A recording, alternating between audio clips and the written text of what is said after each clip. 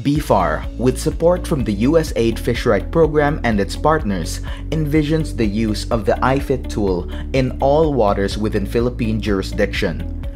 iFit starts with assessments in the municipal waters, progressing to involve commercial fishers, then expanding to consolidate data at the level of the fisheries management areas. Since its national rollout in 2021, iFit has provided greater clarity at the granular level on where IUU fishing hotspots are and what the top fishing threats could be in select areas. Kami from LGU, we are so grateful for this tool. We were surprised doon sa result. We assumed na yung level ng IUUF is nasa low risk lang, but yung naging result showed that meron kaming serious problem talaga patungkol sa IUUF. So by that, we came up to an idea na how about i-involve natin yung community sa ating sa management ng fishery resources. Kasi nga may mga reporters na nagkaroon na ng hotspot, so lagi na yung binabantayan ng ating mga law enforcers. From that, so medyo kumonti na din yung report nitong mga intrusion ng commercial fishing vessel. I would like to thank Fish-Right and BFAR. This has greatly contributed to us. Sometimes we strategize based on reports and observations, but this time around, I believe that we are using a very scientific tool. The results may not be new, but it has validated our assumptions. We highly recommend LGUs to conduct iFit in their respective municipalities.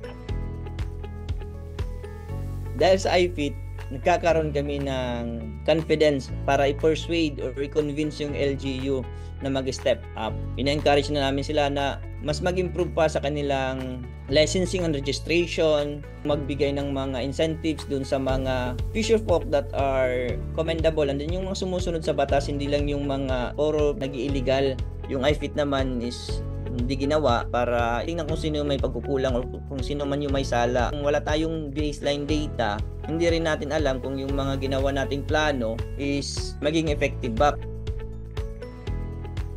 Ang BFAR din ay nag-allocate ng pondo para ma-intensify pa ang rollout ng iFit sa FMA 6 and FMA 9. Inaasahan natin na ang lahat ng mga munisipyo ay malalapatan ng iFit assessment at aabot sa reduction planning. Dahil nga dito sa iFit, yung proseso natin kasi dito ay hindi lang BFAR at LGU, kasama rito yung ibang law enforcement agencies sa pag-assess ng threat. Dahil ang proseso ay participatory, merong pag-angkin o buy-in sa mga resulta ng assessment na hahantong din sa pagpaplano at pag-i-invest para i-translate into action yung mga plano natin na nakita sa proseso. Tayo ay archipelagic nation. Ang ating bansa ay nakadepende sa sigla at yaman ng kanyang yaman tubig. Kaya ating itong pahalagahan at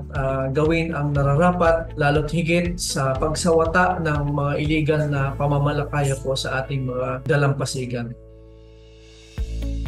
As of 2024, iFit has been implemented in over 381 coastal municipalities, representing 41% of LGUs in the FMAs, 230 of which have developed IUU fishing reduction plans. It is through continuous reassessments that fisheries managers are able to identify ways to work together, eliminate silos of data, and identify what is working and what isn't.